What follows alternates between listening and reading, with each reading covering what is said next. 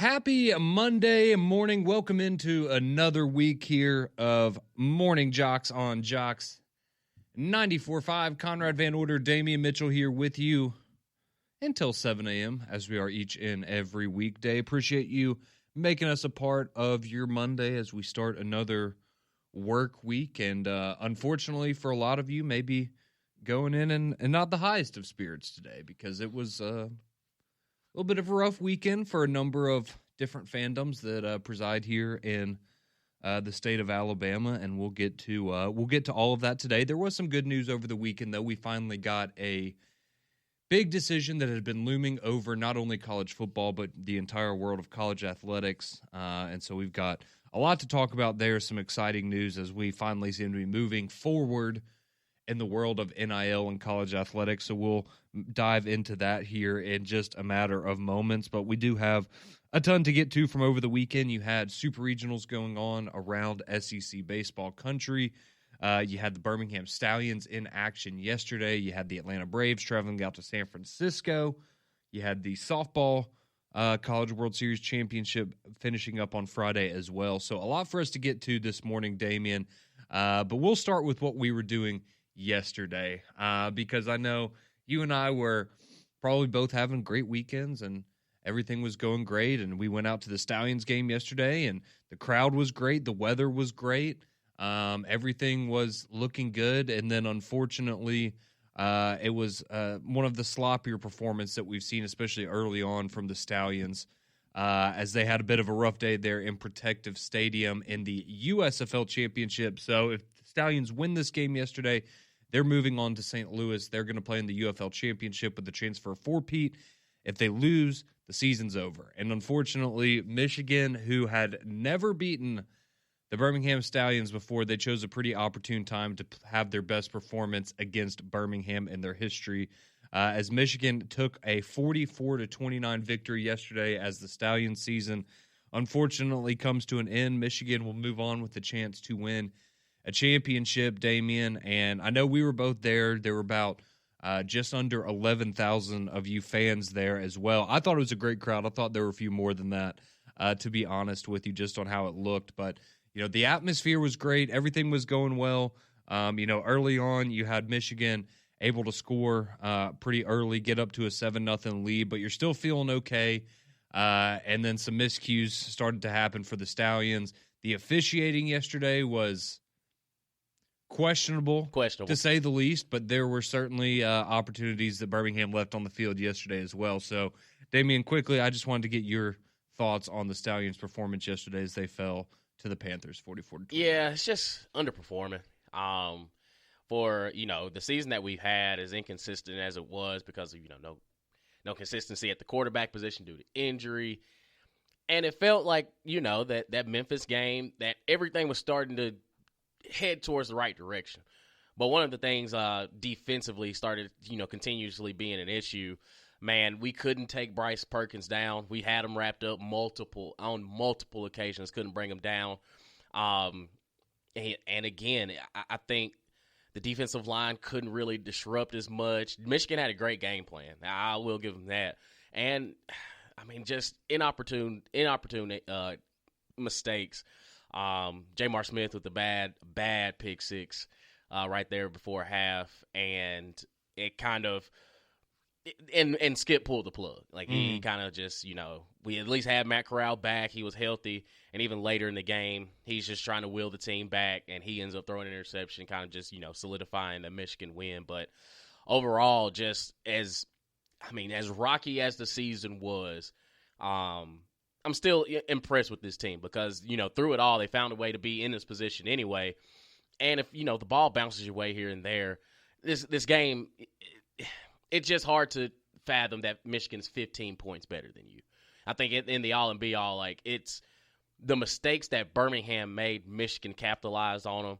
And it was just, it wasn't the best performance, but overall for the season that we had, there's a lot of teams that would have, they would have folded, but Birmingham still found a way to keep fighting and find themselves in the position. It just comes to a bitter end. Yeah, it certainly does. And again, look, there were a lot of reasons on the field that it didn't work out for Birmingham, but there were some big opportunities. there at the end of the first half, where after the pick six, Birmingham had gone down, scored a touchdown, and then when Michigan had the ball back, you thought it looked like you had a fumble that was going to be recovered by Birmingham, and it was going to set them up to potentially tie the game going into halftime. But they called it a fumble on the field, then they go to the review, and they overturn it. And again, it's one of those bang-bang kind of plays. And if you had called it an incompletion on the field and didn't overturn it, I don't think anybody would have complained. But it was the fact that you had a play where, because you can literally in the stadium, if you haven't been to a Stallions game, I mean, you can hear the booth. They put it on the big screen, and you get to hear and watch them go through the review process. And for him to immediately come up there and say, yeah, I can't really tell, and then 30 seconds later decide, oh, I can't tell, so we're going to overturn it. I think that rubbed a lot of people the wrong way with the way that call went. You had a no call on hands to the face where you could hear Skip, if you were watching on the broadcast, say, you can't make my lineman look at the sky and like, oh, so his neck just randomly snapped back. Nobody pushed his head, things like that where there were obvious there were a couple missed what looked like pass interference calls as well. So I know that was frustrating. The officiating certainly could have been better yesterday, but a big part of why you did lose the game was because Michigan had a guy by the name of Toa Taua who ran for 85 yards and 3 touchdowns yesterday. The running game for Michigan, 39 carries for 144 yards. On the other side for Birmingham, only 61 yards rushing, granted only on 17 carries, but didn't work out very well for you there. You did have the couple of turnovers as well. So, disappointing end to the season for Birmingham. I think we can all agree, though, based on how the first 3 weeks or so of the season went, the fact that they got to this point and, like you said, just some inopportune, miscues kind of end your season for you. But they got it together better than I thought they were going to. I didn't know what we were going to get early on in the season, so the fact that they were able to get one game away from another championship, it's disappointing, but I still think you can be proud of what you accomplished this year if you're Skip Holtz and the Birmingham Stallions. So their season comes to an end, and Michigan will move on into the UFL championship game. So also going on this weekend down there on the plains of Auburn, as well as other sites across the country, you had the super regionals going on in men's college baseball. And, unfortunately, a weekend to forget if you are an Auburn Tigers fan. So Auburn falls in extra innings on Friday in the first game, 7-6. Actually pretty bizarre. Again, this is just one of those weird, things that happens in sports. But you actually had a situation for Auburn where the 9th and 10th innings both came to an end the exact same way for Auburn, involving a diving catch by the Coastal second baseman and then a flip to second base to double a guy off. So you had multiple innings late where you had guys in scoring position and great plays and back-to-back innings by the Coastal second baseman saves it. If one of those gets through, it's a completely different game. So that's just, one of those bizarre circumstances where you're like, man, we really can't catch a break here. And then so on Saturday, you had to win to force a Game 3 on Sunday, and Coastal Carolina gets the better end of that one as well, as they take the second game 4-1. So Auburn gets swept in their super regional. So certainly a very, very disappointing ending to the season for them. I think a lot of people were projecting them to go to Omaha, and certainly so. They had a great season. But, yeah, Coastal's good, man. They know what it's like to be in these situations as well, and they weren't messing around. So I guess they were still a little fired up after being disrespected by Florida's coach last weekend, and they brought that to the Plains. Yeah, and the thing about Coastal Carolina, their backs have been on the wall literally since the month of April. Like, they've kind of just been clawing, finding a way to get it done. Yep. And, it's disappointing, especially for Auburn, to have it at home. You had a little bit of a weather delay there, and like you said, completely just bizarre plays in the 9th and 10th inning on Friday night. I was like, okay, did I see a replay? No, this just happened. The exact same thing. Before. Mm-hmm. The exact same way.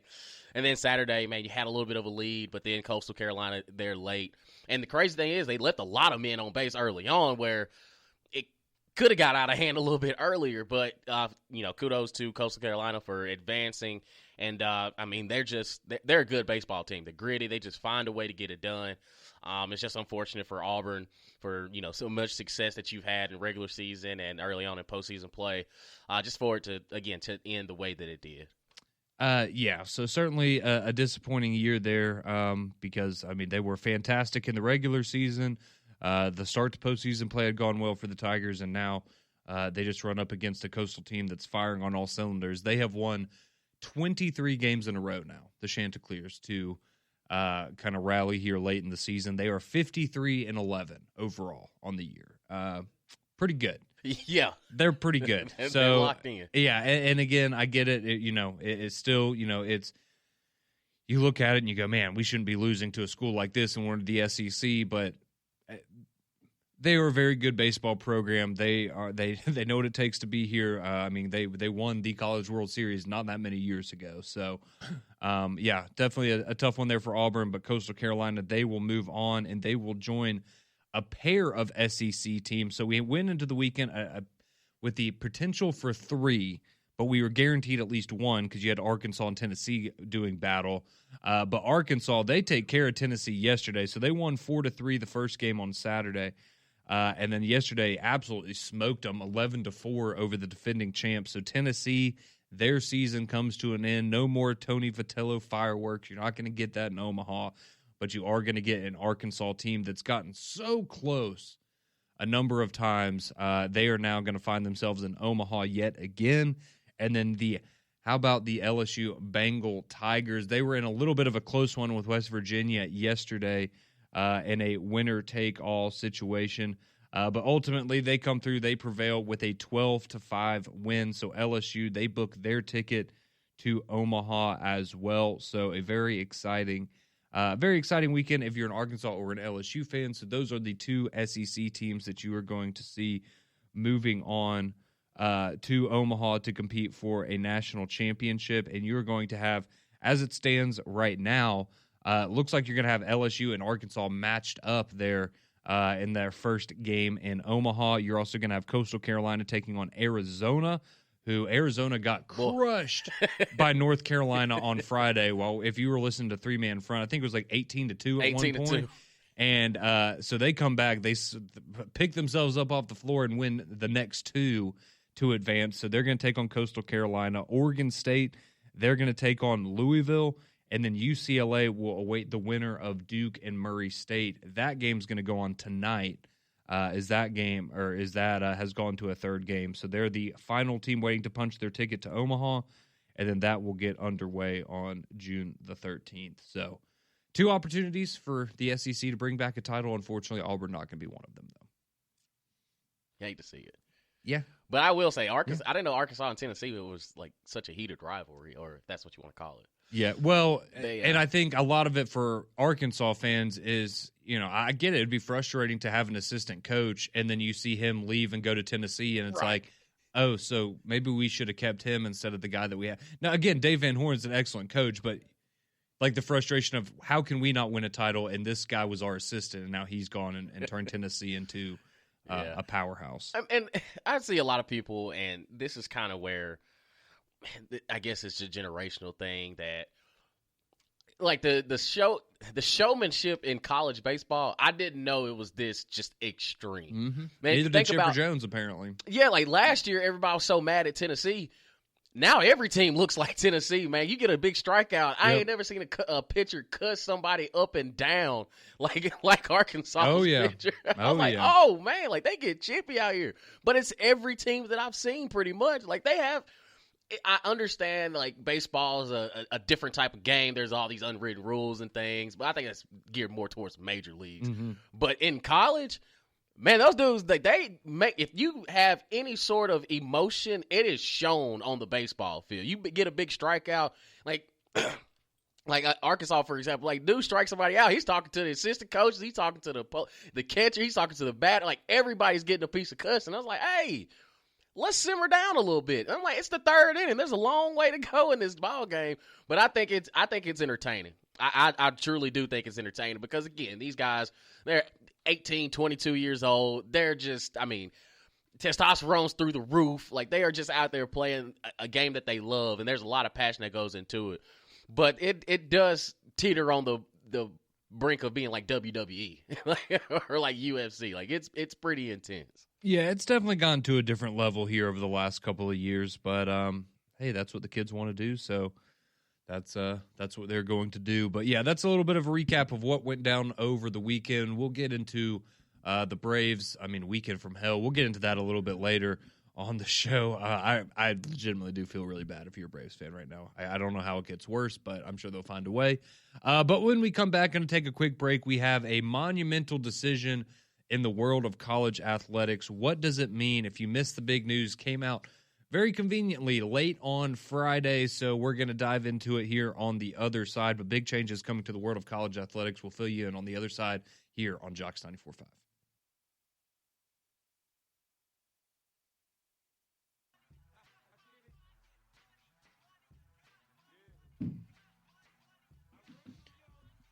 .619, welcome back in to Morning JOX here on JOX 94.5. Conrad and Damian with you until 7 o'clock when we hand you off to McElroy and Kublik in the morning, and something we're going to be talking about all day here on JOX 94.5. It finally happened. We've been talking about it for so long, but that is, of course, the NCAA House settlement. You had that decision looming over a courthouse there as Judge Claudia Wilkin was certainly taking her sweet time on deciding to approve this, but approve it she did on Friday evening, so your late Friday news dump. But essentially this is what everyone in college athletics has been preparing for, is this now makes it so that universities will be paying players directly, and it also opens up some I guess guardrails sort of for NIL and a way to protect against that that we will get into here in just a matter of minutes. But essentially this is the $20.5 million a year cap. That is what schools are going to have to distribute to their student athletes. And as we know, college football players are going to get the vast majority of that pot of money. And then it's going to trickle down through college, through men's basketball, women's basketball, and then you're going to get down to your baseball, softball, et cetera, your other smaller sports programs there with a lot of these universities. This is going to create, as we've discussed, maybe not necessarily in the short term for a lot of places, but certainly in the long term, I think there are going to be a lot of discussions in place about some athletic programs being cut now because the reality of it is you don't have enough money to float a lot of these programs that are, bleeding money every single year, because as we know, for a lot of these universities at the Power 4 level, they're getting profit from football, men's basketball, maybe some are getting a little bit from women's basketball, and everything else is operating at a deficit. So this is certainly a new era of college athletics, but this is what we were expecting to happen. This is what we were kind of planning for. And so this was Greg Sankey. He released a statement on Friday after this was made official. This is what he had to say about the House settlement being approved. Quote, "The approval of the House settlement agreement represents a significant milestone for the meaningful support of our student athletes and a pivotal step forward, establishing long-term sustainability for college sports, two of the Southeastern Conference's top priorities. As the journey to modernize collegiate sports continues, we remain focused on identifying and implementing innovative opportunities for our student athletes across all sports while maintaining the core values that make collegiate athletics uniquely meaningful." That is the quote from SEC Commissioner Greg Sankey as he weighed in on all of this on Friday afternoon. So just, Damian, for you, your immediate reaction. We've been waiting on this for so long. Are you glad that we're finally done with this and we can kind of move on? Do you think it's a good thing? Do you think it's a bad thing? Just kind of your immediate thoughts on all this getting approved. Well, at first it was kind of, to me, you're starting to see the true separation of essentially the NCAA and big-time college athletics. And you brought up a great point that I was thinking too, man. If you're one of these smaller programs, this is not sustainable for a long period of time, and you're going to have to adjust kind of where you are as a program. Now these quote unquote money games, when you see the Alabamas play the Western Kentuckys of the world, they're going to need that. Mm-hmm. Like now they're going to need that. All eyes on them. But I mean, really and truly, it's about to be a bigger separation between the haves and the have-nots. There's no ands, ifs, or buts about it. There are going to be programs that are going to be, like you said, everybody's essentially working in a deficit besides, essentially the Power Four. And if you're the SEC and the Big Ten, so be it. Like, hey, this is kind of the nature of doing business. Now for these, these MAC schools, Conference USAs of the world, you just got to figure it out because you're not going to be able to. You look at roster retention and something that they're going to be discussing, and something that's discussed with the bill. Roster size, scholarships, like everything's about to take a hit. Everything's about to take a hit, and now it's okay. If you're one of these bigger schools, how do we continue year after year after year bringing in all this money? Because now you're getting directly to the players, and if you're a player, hey, this is amazing. Like this is absolutely awesome because now I gotta go through all these middlemen. I can go to my coach. I can go to athletics and say, hey, this is what I want. This is what I'm thinking about. And now if you thought you had an issue with the transfer portal, it's about to get even scarier moving forward because now there hasn't been any guardrails anyway. But when you talk about guys doing it strictly for the money, oh, yeah, it's definitely about to be the leading candidate of why some people will start to hit the transfer portal head somewhere else.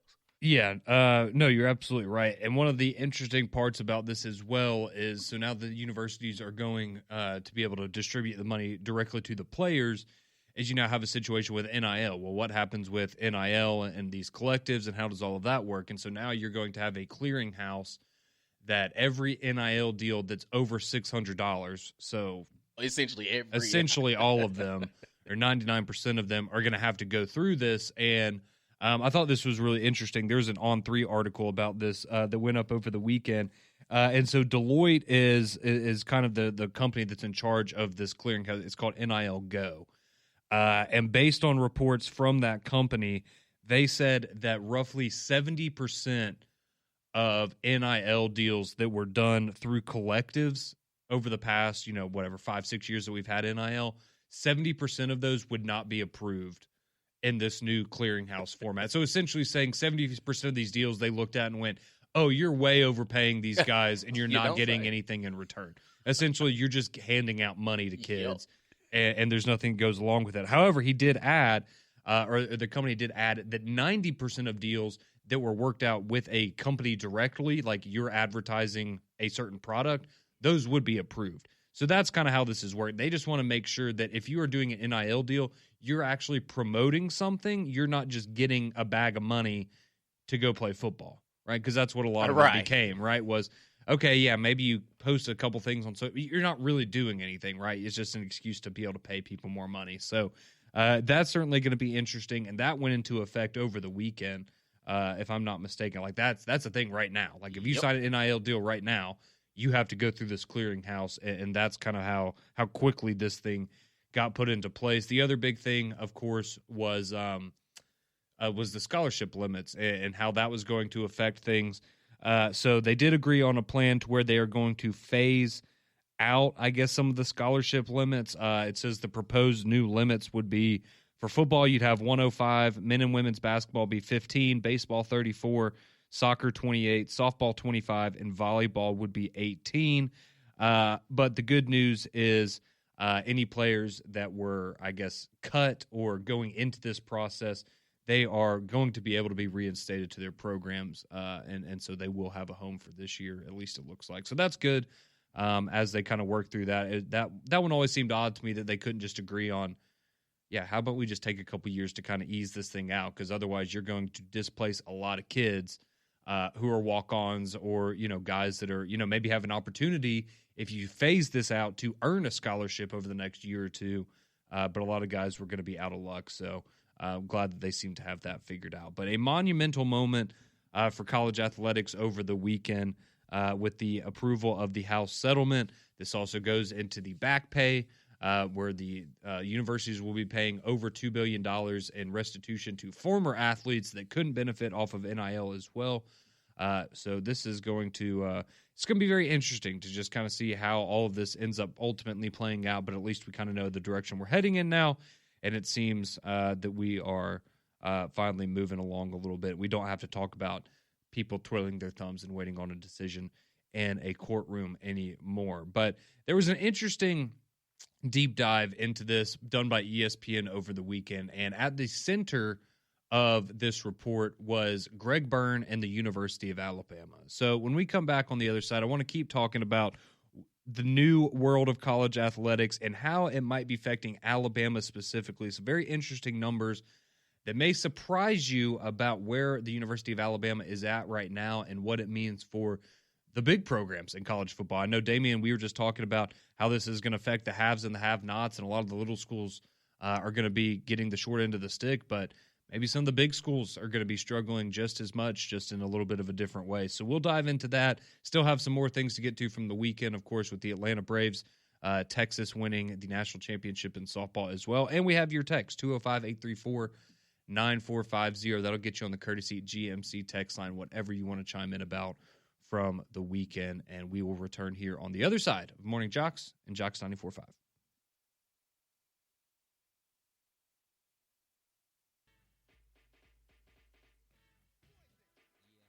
Welcome into Morning Jocks. Appreciate you starting off your week here with us on Jocks 94.5. Conrad and Damian here with you, diving into the House settlement that was finally approved and what it means for the future of college athletics. Well, one team that it's certainly going to affect, and the sport as a whole that it's going to affect, is softball.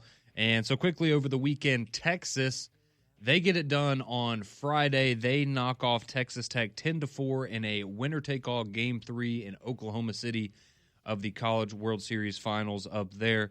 And Texas, who had been the runner-up to Oklahoma, lost in the championship series 2 of the last 3 years.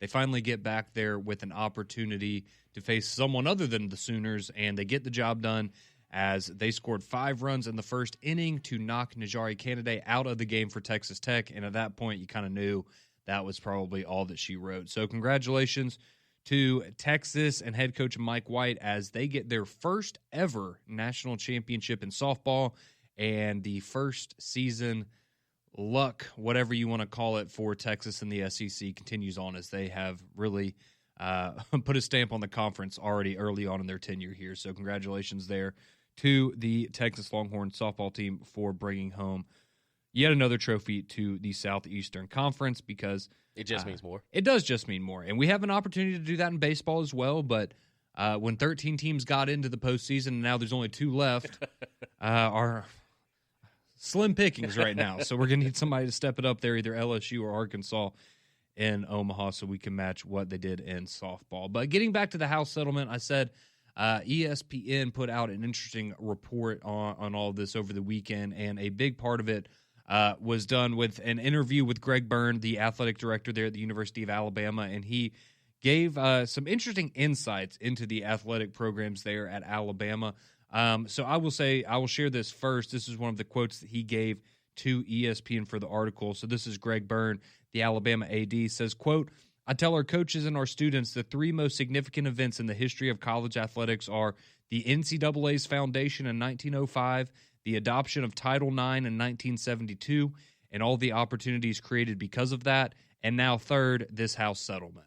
So you can tell from people that are in the know of how these things work, this is a monumental move and a monumental decision for the future of college athletics. So if you're just now joining us and you're not familiar with this, essentially what this does is it's allowing universities to directly pay student athletes, and there's now going to be a $20.5 million cap per season, or per I guess, school year, of which you can allocate those funds to student athletes. Now, the majority of that, the early estimates, and we'll see how this plays out in reality, but the early estimates on how that'll be broken down is about 75% of that money is going to go to college football, 15% to men's basketball, 5% to women's basketball, and then the last 5% is everybody else. Softball, baseball, tennis, soccer, golf, rowing, equestrian, whatever you want to throw out there.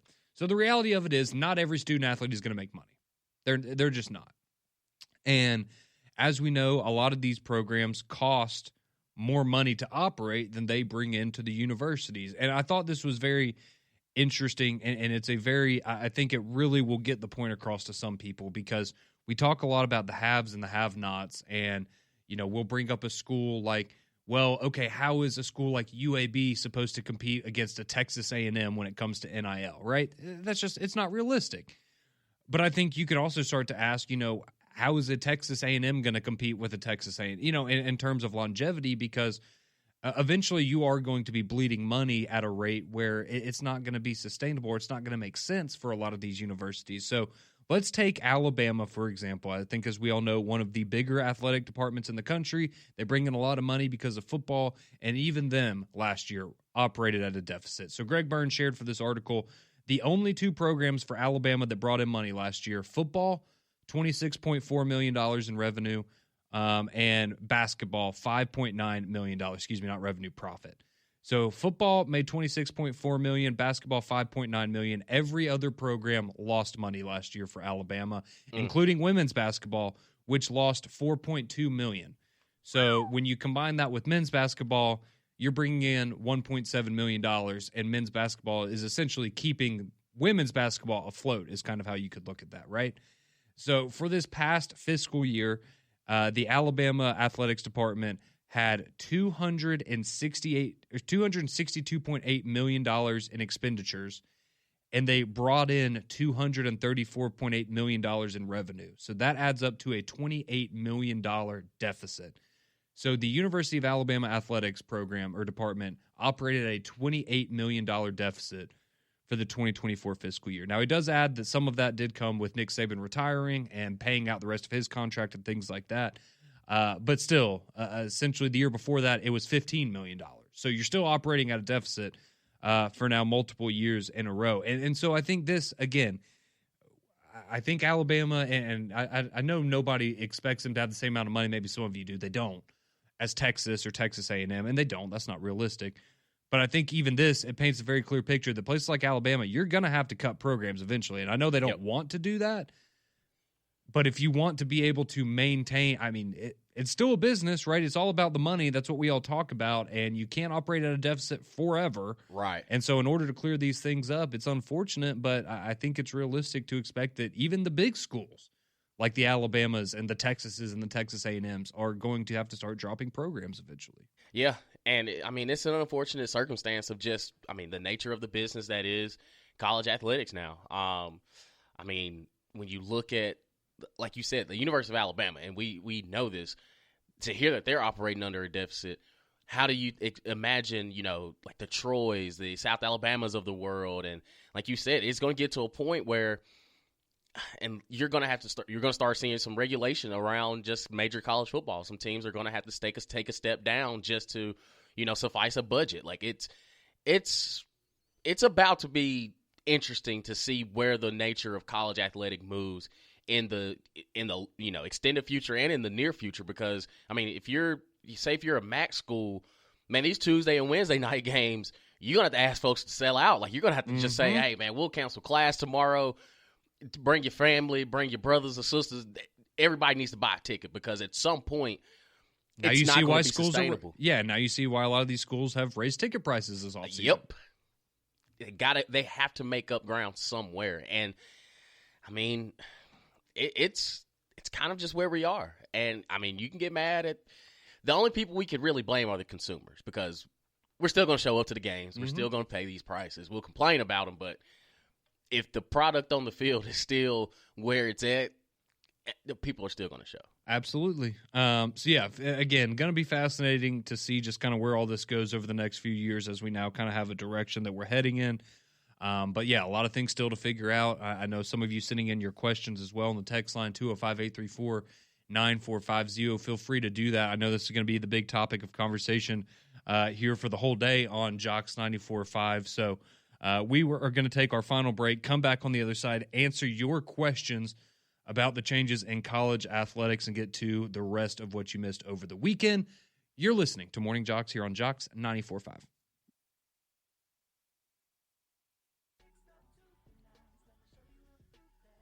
$6:49. Appreciate you joining us here on your Monday morning. Morning JOX 94.5. Conrad and Damien here with you until we hand you off to McElroy and Kublik in the morning. They'll be with you from 7 to 10, then three-man front from 10 to 2, and Paul will be with you from 2 to 6. just as we do each and every weekday here on JOX 94.5. Now getting to the courtesy GMC text line, answering some of your questions, some of your thoughts on this House settlement, what it means for college athletics and college football moving forward. 205-834-9450. As somebody texted in, they ask, are athletes still able to have their own NIL deals in addition to what the school will be paying them? So the answer to that is yes, but that is where this NIL clearinghouse comes into play, called NIL Go. And essentially that is where let's say you have a mom and pop shop and they want to pay, Cam Coleman to come, promote their donut shop or whatever that they have in Auburn, that's probably going to get approved. Now, if mom and pop are offering him $10 million that they have buried under their house, that's not going to get approved. But you get what I'm saying, right? Yeah. If it's a legitimate, hey, we want to pay you, a small sum of money to promote our product, maybe make a couple posts on social media, that kind of stuff will likely get approved.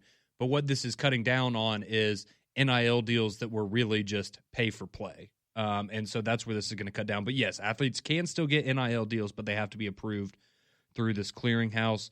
Somebody else asked, does this mean that NIL will go away because the universities are paying athletes directly, or do we have a scenario where the universities have an allotment to pay out and then the players still have the opportunity to sign NIL on top of what they get from the universities? Yes, it is the second one. They will still have the opportunity to do the NIL stuff on the side. You're just not going to see as much of it because they are going to get a lot of that money from the schools, but you will still see that as well. There's a reason that you heard rumors, again, don't know if it's true or not, but of a guy like Cooper Flagg making $28 million last year. That money did not come from Duke. Now, some of it did, but not the majority of it. Let's see. Somebody chimes in that doesn't want to be named, but they say, how about the payments to past players? How will that be determined in terms of how far back? So it's going back from, I believe it's 2016 to 2024.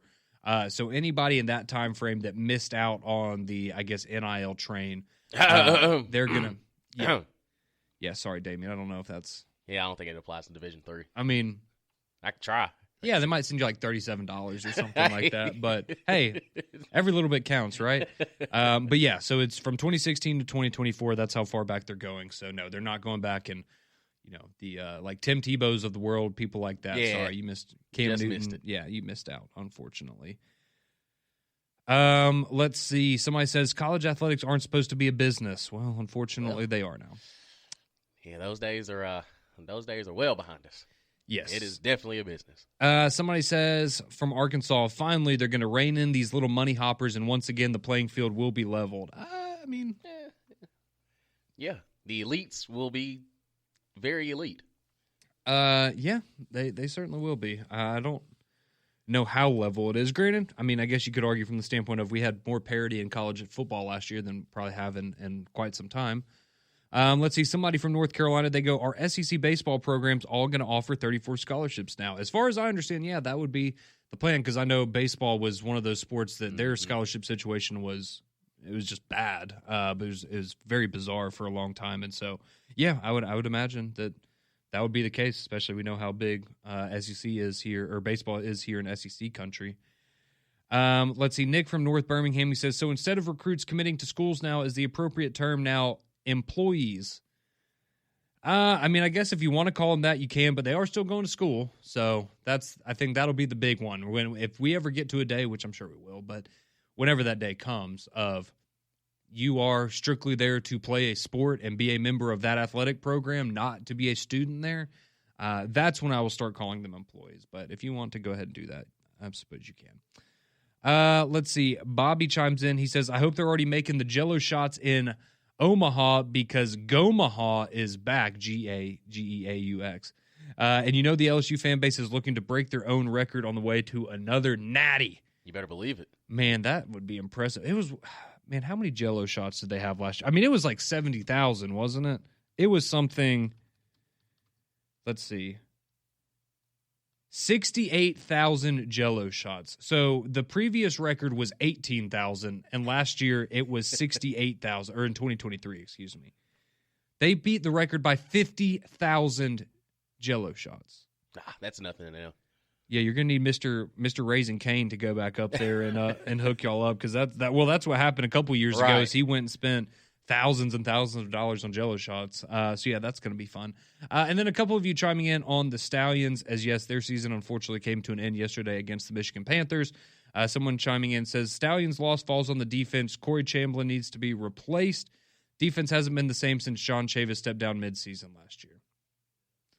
And I will say, in the first half of the year this year, defense was playing really well. Yeah. And then it's just unfortunate that as the offense started to come along, the defense started to slip a little bit. And that's why you find yourself in the situation you did yesterday. Fanboy chimes in. He says, Stallions' defense was terrible this season, so for them to be in that position with a defense like that, I was perfectly fine with it.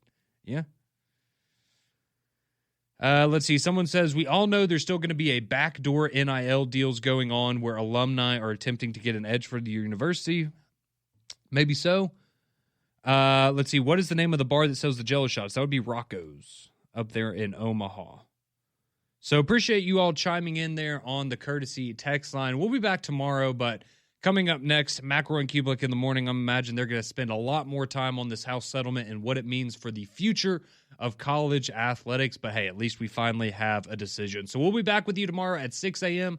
McElroy and Kubelik in the morning. They're up next.